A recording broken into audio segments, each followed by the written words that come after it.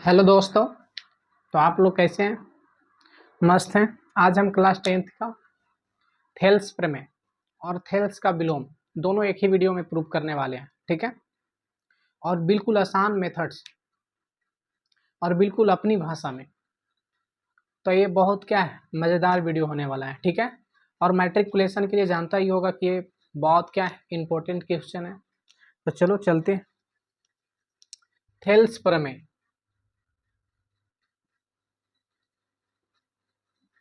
Thales प्रमेय की बात करें, थेल्स प्रमेय, ठीक है। देखो थेल्स प्रमेय होता क्या, तो किसी भी त्रिभुज के एक भुजा के समांतर अन्य दो भुजाओं को भिन्न भिन्न बिंदुओं पर प्रतिच्छेद करने वाली रेखाएं अन्य दो भुजाओं को एक ही अनुपात में क्या करती है, विभाजित करती है। इसको कहते हैं थेल्स थ्योरम, ठीक है। अब देखो लिखेंगे किसी त्रिभुज के एक भुजा के समांतर, एक भुजा के समांतर अन्य दो भुजाओं को अन्य दो भुजाओं को अन्य दो भुजाओं को भिन्न भिन्न बिंदुओं पर भिन्न भिन्न बिंदुओं पर प्रतिच्छेद करने वाली रेखाएं प्रतिच्छेद करने वाली रेखाएं दोनों भुजाओं को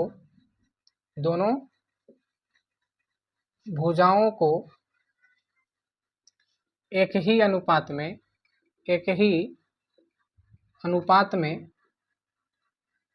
विभाजित करती है। बहुत इंपॉर्टेंट क्वेश्चन है। थेल्स प्रमेय का क्या है, परिभाषा हो गया। सबसे पहले एक क्या बनाएंगे, ट्रायंगल बनाएंगे। इसका नाम देते हैं ए, बी और सी। अन्य दो भुजा जो है इसका पर बिंदु कौन कौन है, डी और ई है। दोनों को प्रतिच्छेद करने वाली रेखाएं ये दोनों भुजा को यानी ए बी भुजा और ए सी भुजा को एक ही अनुपात में विभाजित करती है, यानी ये बटा इतना और ये बटा इतना बराबर होगा। तो लिखते हैं सबसे पहले त्रिभुज ए बी सी में डी जो है पैरेलल है बी सी। देखो क्या करा, किसी त्रिभुज के एक भुजा के समांतर, देखो एक भुजा के समांतर है ये, अन्य दो भुजा ए बी और ए सी के भिन्न भिन्न बिंदुओं पर प्रतिच्छेद करती है और यही दोनों एक ही अनुपात में विभाजित करती है, यही तो था। तो त्रिभुज ए बी सी में डी और डी पैरेलल बी सी यानी डी समांतर बी सी भुजा ए बी को बिंदु डी पर तथा ए सी भुजा के बिंदु ई पर काटती है या प्रतिच्छेद करती है। बात क्या है, बराबर। सिद्ध करना है कि ये तुम्हारा दिया हुआ था, ठीक है। सिद्ध करना है कि ए डी बटा डी बी है ना, ए डी बटा डी बी बराबर ए ई बटा इस, यही तुम्हारा थेल्स प्रमेय, इसी को प्रूव करना है। देखो इसमें कुछ कंस्ट्रक्शन करना पड़ेगा, बनावट करना पड़ेगा, यानी रचना करना पड़ेगा। रचना क्या करेंगे कि इस कोण से एक भुजा इस पे एक भुजा इस पे लंब खींचना है। चलो लंब खींच दिए, इस बिंदु का नाम एम और इस बिंदु का नाम एन। और जब रचना करते हैं या बनावट करते हैं तो थोड़ा सा डॉटेड होना चाहिए, डार्क नहीं होना चाहिए, है ना।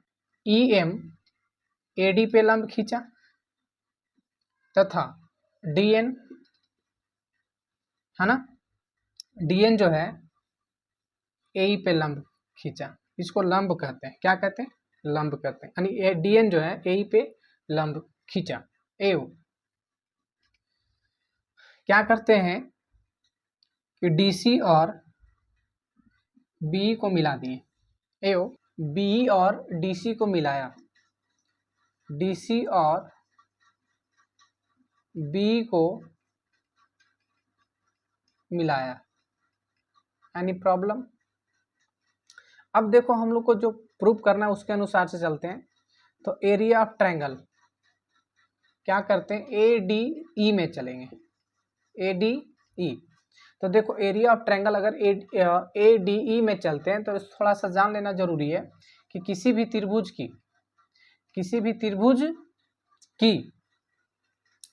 किसी भी कोण से जिस भुजा पे लंब होती है, यानी किसी भी त्रिभुज की जिस भुजा पे लंब होती है वह आधार होता है। सिंपल फंडा है कि जैसे अगर मान लेते हैं ये जो लंब है इस पे, तो ये भुजा आधार होगा और ये लंब को ही हम लोग क्या कहते हैं, ऊंचाई कहते हैं। तो area of triangle A D E का मतलब होता है कि त्रिभुज ए डी ई का क्षेत्रफल निकाले जा रहा है। तो क्षेत्रफल होता है हाफ गुने आधार गुने ऊंचाई, हाफ गुने आधार गुने क्या होता है, ऊंचाई होता है। अब देखो इसका हाफ गुने आधार, आधार कौन होगा, तो जिस भुजा पे लंब होती है। अगर हम लोग ऊंचाई मानेंगे एम ई तो आधार होगा एडी, और एडी से ही चलना पड़ेगा। तो एडी अगर हम लोग आधार लिए तो ऊंचाई इसका क्या होगा, एम ई होगा। समीकरण क्या होगा, फर्स्ट होगा। अब देखो क्या करते हैं, चूंकि अब दूसरा ट्रायंगल लेते हैं। तो एरिया ऑफ ट्रायंगल क्या करते हैं, बी डी ई में चलते हैं। किस में चलते हैं, बी डी ई में। अब बताओ बी डी ई में चलेंगे तो एरिया ऑफ ट्रायंगल इसका भी होगा हाफ गुने आधार गुने ऊंचाई होगा कि नहीं होगा।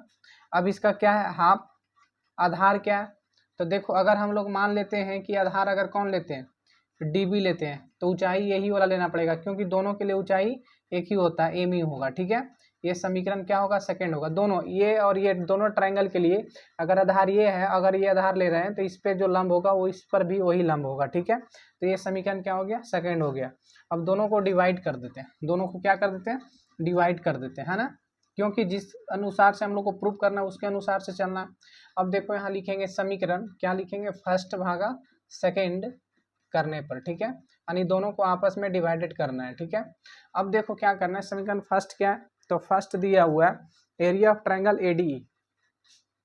क्या है, एरिया ऑफ ट्रायंगल एडीई, इसका मतलब होता है कि एडीई का क्षेत्रफल, त्रिभुज एडीई का क्षेत्रफल अब बटे क्या होगा, तो A R area of triangle, triangle क्या होगा, बीडीई, क्या होगा, बीडीई होगा। देखो ए आर ई, एरिया मतलब क्या होता है, क्षेत्रफल होता है, तो शॉर्ट में ए आर हम लोग लिखते हैं बराबर। अब देखो एरिया ऑफ ट्रायंगल एडी का क्या आया था मान, तो हाफ गुने एडी गुने एम ई, हाफ गुने एडी गुने क्या आया था, एम ई आया था। और इसका क्या था, हाफ गुने डी बी और गुने एम ई था कि नहीं था।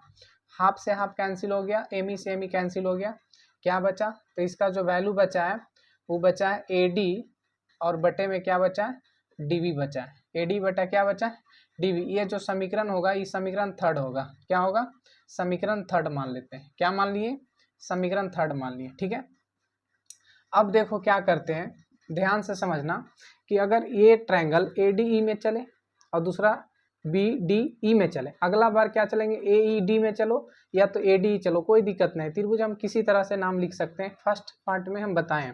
और दूसरा ट्रायंगल में चलना पड़ेगा डी ई सी में, किस में चलेंगे, तो इसलिए ऐसा चलना है कि दोनों के लिए त्रिभुज क्या होना चाहिए, आधार एक ही होना चाहिए। ठीक है, तो क्या करते हैं कि एरिया ऑफ ट्रायंगल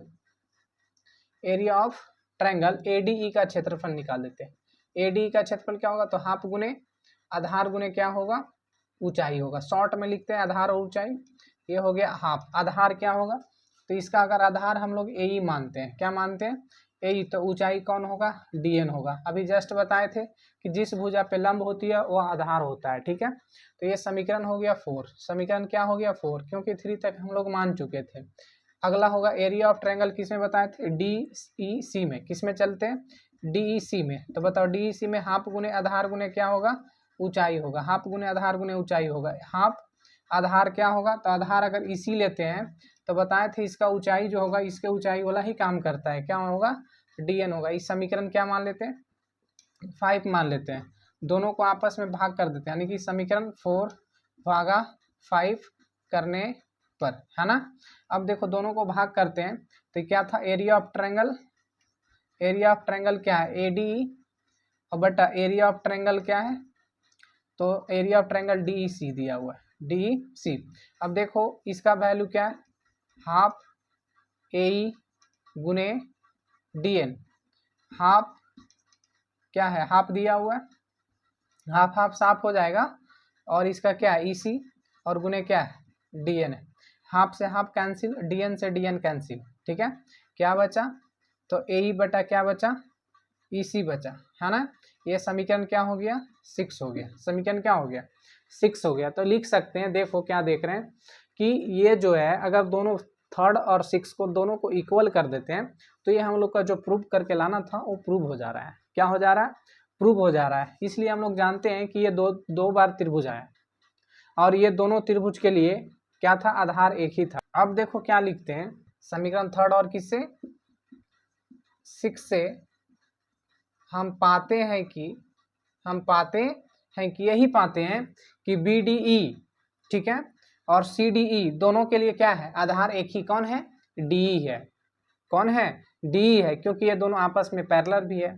तो क्या पाते हैं, तो हम लोग पाते हैं कि ये जो समीकरण थर्ड जो था AD बटा DB बराबर में कौन है, AE बटा EC, यही पाइथागोरस थेल्स प्रमेय क्या हो गया, प्रूव हो गया, थेल्स प्रमेय क्या हो गया, प्रूव हो गया। नेक्स्ट की थेल्स का विलोम, थेल्स का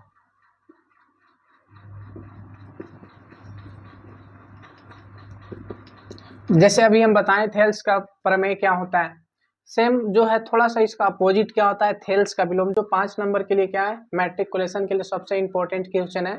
तो ये भी हम प्रूव करते हैं, थोड़ा ध्यान से क्या करना, समझना पड़ेगा, है ना। कुछ कुछ वैसा पॉइंट्स होता है जहां तुमको दिक्कत होता है, तो 1 बार 2 बार 3 बार कम से कम करके क्या करना, कंप्लीट करना। फिर भी नहीं समझ में आता तो बिना रिविजन किए हुए ये सब नहीं समझ में आता है, ठीक है। तो थेल्स का विलोम, थेल्स का, तो थेल्स का विलोम, थेल्स का विलोम क्या है, कोई रेखा किसी त्रिभुज को, किसी त्रिभुज की दो भुजाओं को एक ही अनुपात में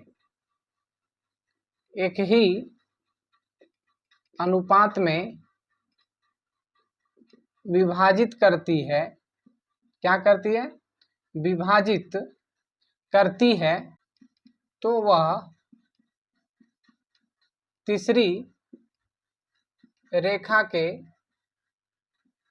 समांतर होती है, तीसरी रेखा के क्या होती है, समांतर होती है। बस यही पॉइंट्स को क्या करना है, समझना है। थेल्स का विलोम, कोई रेखा किसी त्रिभुज की, कोई रेखा किसी त्रिभुज की दो भुजाओं को एक ही अनुपात मत होता है, समान अनुपात में विभाजित करती है, बांटती है, तो वह तीसरी रेखा के क्या होती है, समांतर होती है। यही हम लोग को प्रूव करना है।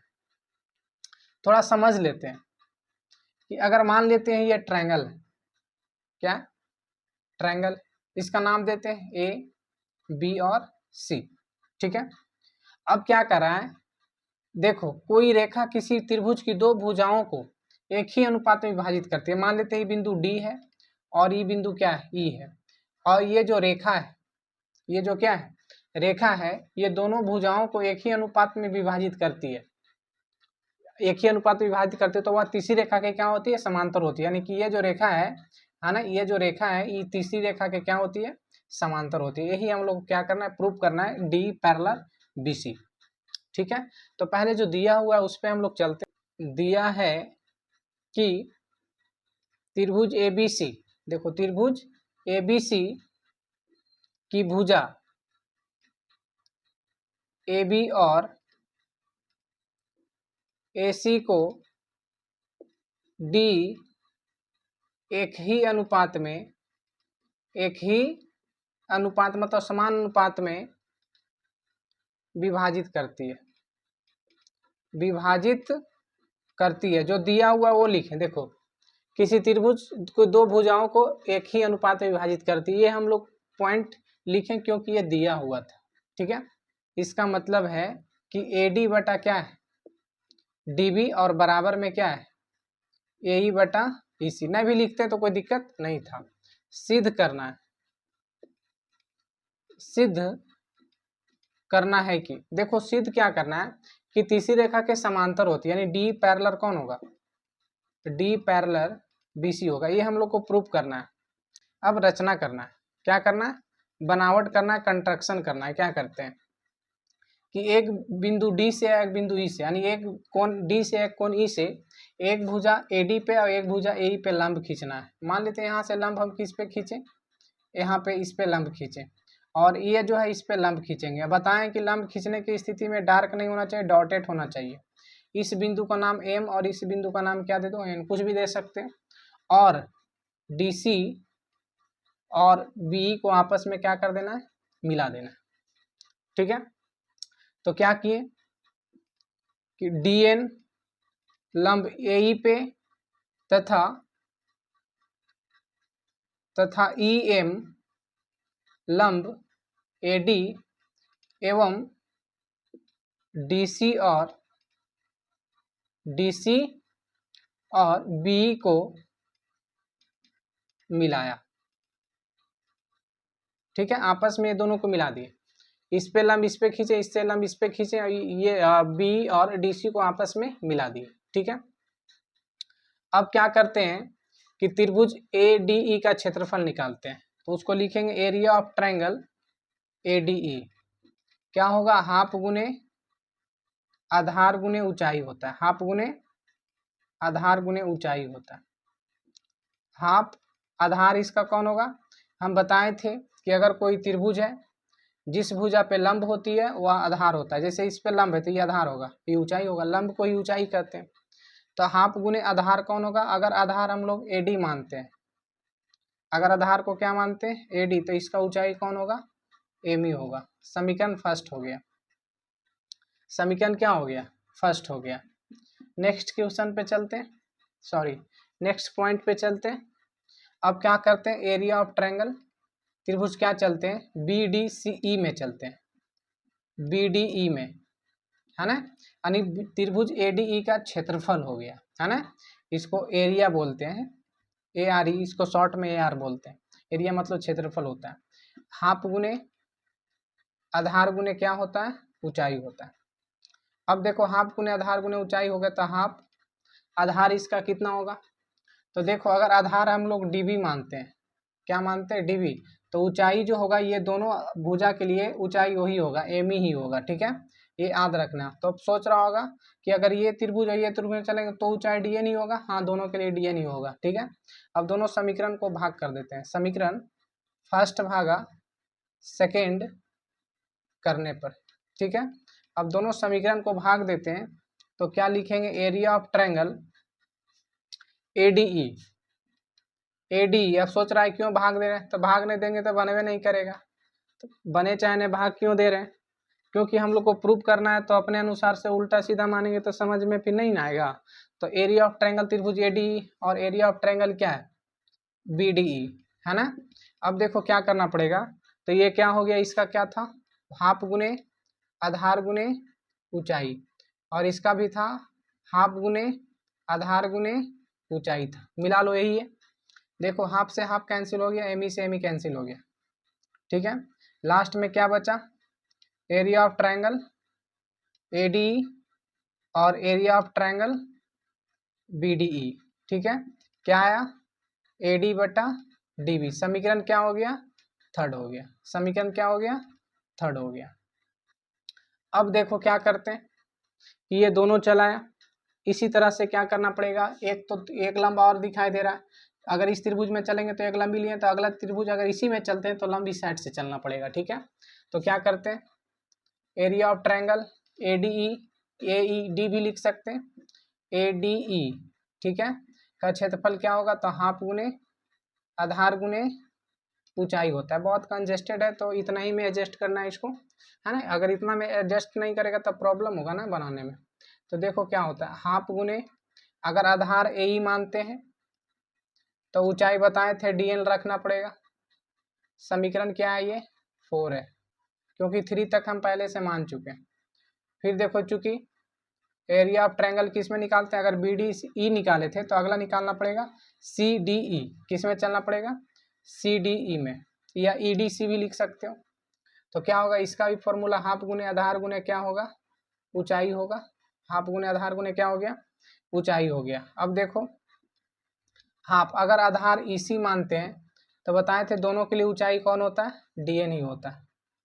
क्या होता है, DN होता है। ये जो तुम्हारा समीकरण था, ये समीकरण कौन हो गया, 5 हो गया। समीकरण क्या हो गया, 5 हो गया। अब दोनों समीकरण को आपस में क्या करते हैं, भाग दे देते हैं। क्या दे देते हैं, भाग देते हैं। यहाँ लिखना पड़ेगा समीकरण 4 भाग 5 करने पर, ठीक है।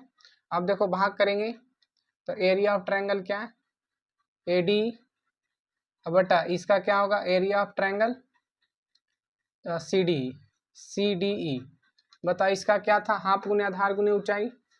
देखो हाफ गुने आधार क्या है इसका, तो इसका आधार जो है EC है, सॉरी AE है। क्या है, इसका आधार AE है और ऊंचाई क्या है, DN है। बटे देखो ध्यान से, ऊंचाई क्या था इसका, DN था। इसका भी क्या है, हाफ, आधार क्या है EC और ऊंचाई क्या है, DN है। ठीक, अब देखो ये जो है हाफ से हाफ और DN से DN कैंसिल हो गया। क्या बचा, एरिया ऑफ ट्रायंगल ADE अब बटे एरिया ऑफ ट्रायंगल क्या बच रहा है, CDE बच रहा है। ठीक है, बराबर में क्या बचा, AE बटा EC। AE बटा क्या बचा, EC। ये जो समीकरण है 6 हो गया। क्या हो गया, समीकरण 6 हो गया। ये समीकरण कौन सा था, ये जो समीकरण था ये तुम्हारा समीकरण कौन था, 5 था। समीकरण क्या था, 5 था। ठीक है, अब देखो क्या करते हैं कि ये समीकरण 5 है, ये 6 है। क्योंकि समीकरण 3 और 6 से एरिया ऑफ ट्रायंगल BDE बराबर होगा एरिया ऑफ ट्रायंगल CDE। क्या है, BDE और CDE क्या है, आपस में बराबर है। BDE और CDE आपस में क्या है, बराबर है, तथा दोनों का आधार DE ही है। क्या है, DE है। इसलिए DE जो होगा पैरेलल होगा किसका, BC का। ये हम लोग का क्या हो गया, प्रूव हो गया।